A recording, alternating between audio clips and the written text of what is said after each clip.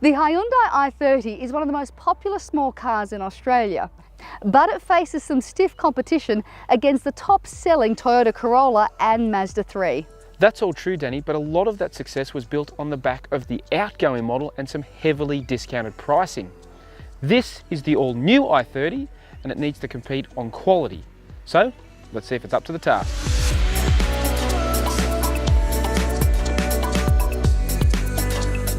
So Steve, you may not know this, but my very first car was a Hyundai XL. It was a long time ago, and I have to say they're worlds apart. Yeah, they've certainly come a long way since those the old cheap and cheerful days as they're now known. We're driving the i30 Premium and it lives up to the name. There's some real premium touches to this car in terms of what you get. Heated and cooled seats, inductive, wireless charging for your phone. It is certainly a world apart from the old XL.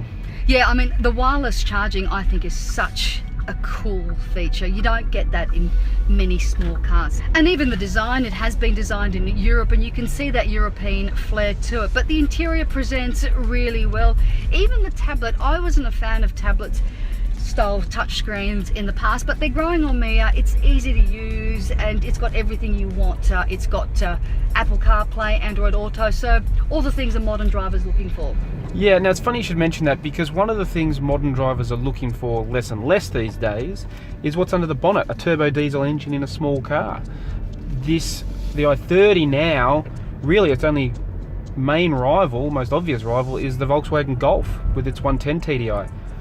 The Toyota Corolla and the Mazda 3, both petrol only. So it's an interesting decision for Hyundai to go down that path of still offering a turbo diesel.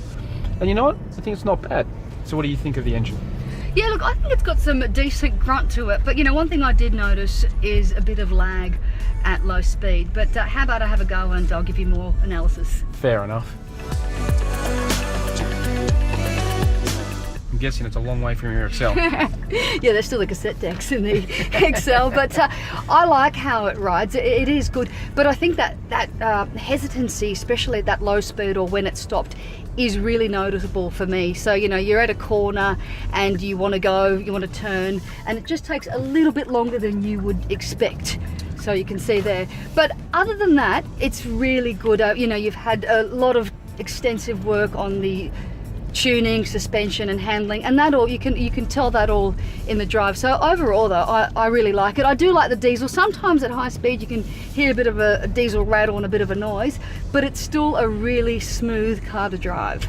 Yeah, like you say, I think the fact that Hyundai Australia has spent a lot of time and effort on optimizing the suspension and steering for Australian conditions pays off. I think it, again, it's another step forward for the Hyundai as a brand, and certainly easily on par with the Toyota and the Mazda and even Volkswagen Golf.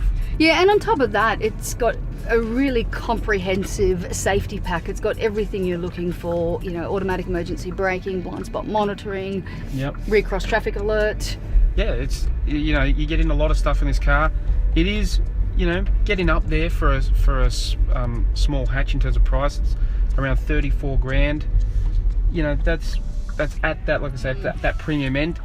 For the money and what you get, does the i30 tick the boxes for you? Yeah, I think so. I mean, it's no Golf, let's admit it, but I do think you get really good value for money with everything you get. It is really comprehensive.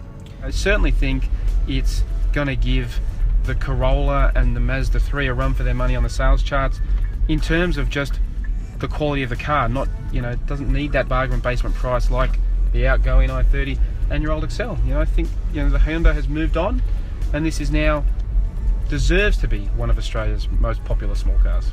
Yeah, I'm going to put it out there. Obviously, I drove the petrol versions of the Mazda 3 and the Toyota Corolla, but I actually enjoy driving this car better. Yeah.